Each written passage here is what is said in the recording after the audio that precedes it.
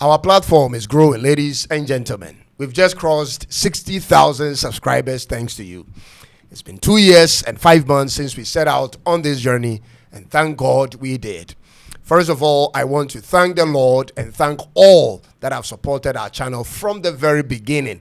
And to those who are just joining us, ladies and gentlemen, thank you and welcome on board. You are very much welcome. And on to the topic of the day we go.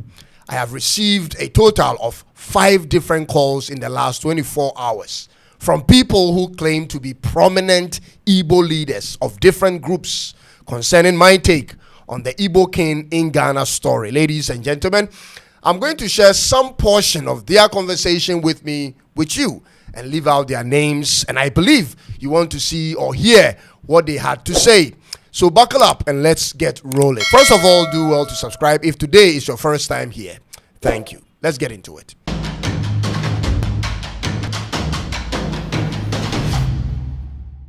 Now, 24 hours ago, I published this video about the Igbo king in Ghana on how most Ghanaians and myself feel about his activities in our country. And I'm speaking specifically about his involvement in our politics and chieftaincy activities in Ghana. I wanted to make sure he was reminded of his status living as a non-Ghanaian and therefore couldn't be enthroned as a king under any circumstance in our country. Then I started receiving calls from mostly Nigerians living overseas and in Nigeria on their reaction to my video. I want to summarize all they said in one page so I can also respond to what they said. So this is how it went. Cyrus, you got it all wrong on this one. We love your channel and your push for the unity of Africa and especially your research works. But on this one, you totally missed it. I see. It is an Igbo thing we do all around the world for the purpose of uniting our people wherever we find ourselves and has no political ties to it. Please bear with me, ladies and gentlemen. I am just paraphrasing what they said. We, the Igbo people in Nigeria, therefore recognize such groups and chiefs, but disapprove of their interest in making it a political movement or associating it with the politics of the host country.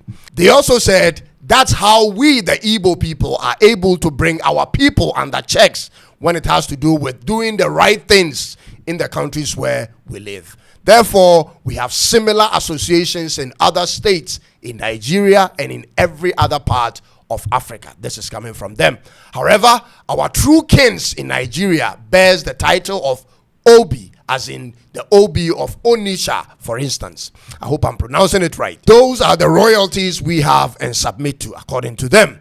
So they mentioned that they don't bow to these ones who are elected in foreign lands or countries. They don't serve nor treat them like they serve and treat their kings in their native homes, ladies and gentlemen. But these appointed persons will sort of become their mouthpiece when, for instance, they face challenges where they are and will need a united voice to speak with the authorities in the countries where they live, ladies and gentlemen. So it's not a political movement, nor a royalty or kingdom expansion, nor a Biafran movement, but it is purely Igbo cultural thing amongst them to mobilize and to get to know each other for the purpose of doing business and being of assistance to one another amongst their kinsmen. This is the summary of what I heard, and I hope I captured everything that they said, ladies and gentlemen. Now, this is my take. I first of all appreciate their getting in touch with me. This shows how far our platform has reached. But most importantly, ladies and gentlemen, in as much as it sounds innocent and peaceful and useful to them, it appears rather strange and suspicious to the average Ghanaian, and I'll explain. And I'm not saying this out of my own intuition alone, but from a collection of thoughts from Ghanaians in the comments, ladies and gentlemen. What we see and experience is what we talk about. And what we see is a Nigerian man who has hired several bodyguards who don't sound Ghanaians and is usually seen at high-profile conferences and traditional meetings, especially with politicians, identifying himself as a king of a foreign tribe. That is what we see. He is seen in photos with almost every important person of our land, from the head of the police service to the traditional heads, to chiefs, politicians, and even to the president. This is what we see, and that's what creates the suspicion. Now, the question then becomes, who is he and why is he granted so much access as a foreigner in Ghana? What is his agenda and the agenda of the group that he heads? Why is he seen or heard more often than the Nigerian High Commissioner in Ghana? Is he superior to the High Commissioner or working hand in hand with the High Commissioner? And most importantly, ladies and gentlemen, what business does he do to afford the lifestyle that he has? We hear he's a wealthy man making all sorts of donations and even wanting to build schools for our people.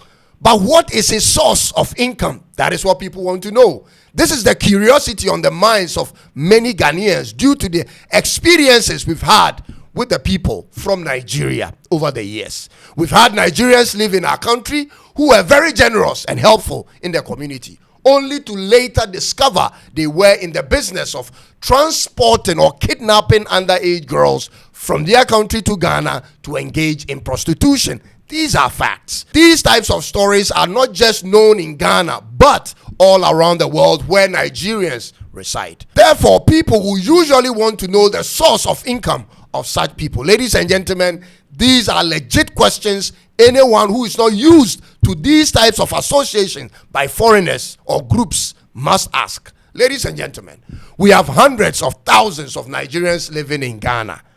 Everywhere you go, you find a Nigerian. We've been classmates with them, neighbors and co-workers, church members and spousal partners with them for many decades.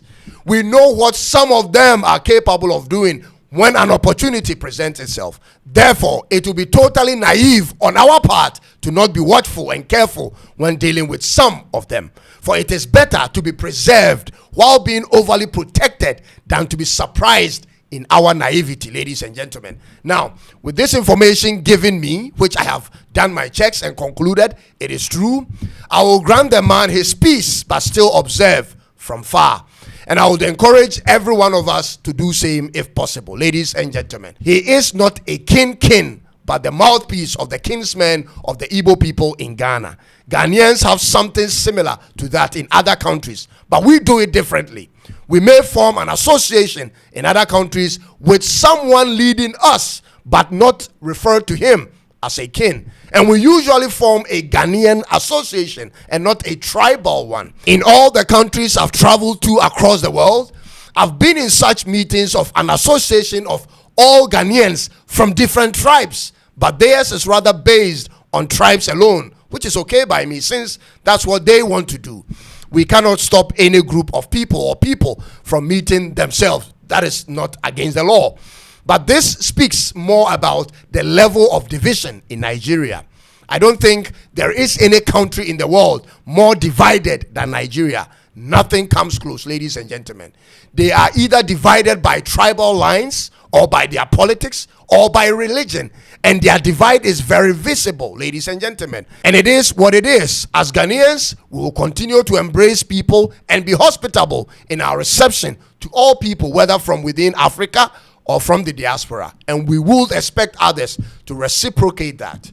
We would want all that live in our country to live by the laws and within the confines of our laws. We will protect our sovereignty and the peace we have at all times, so help us God. Ladies and gentlemen, thank you for taking time to watch and share this video.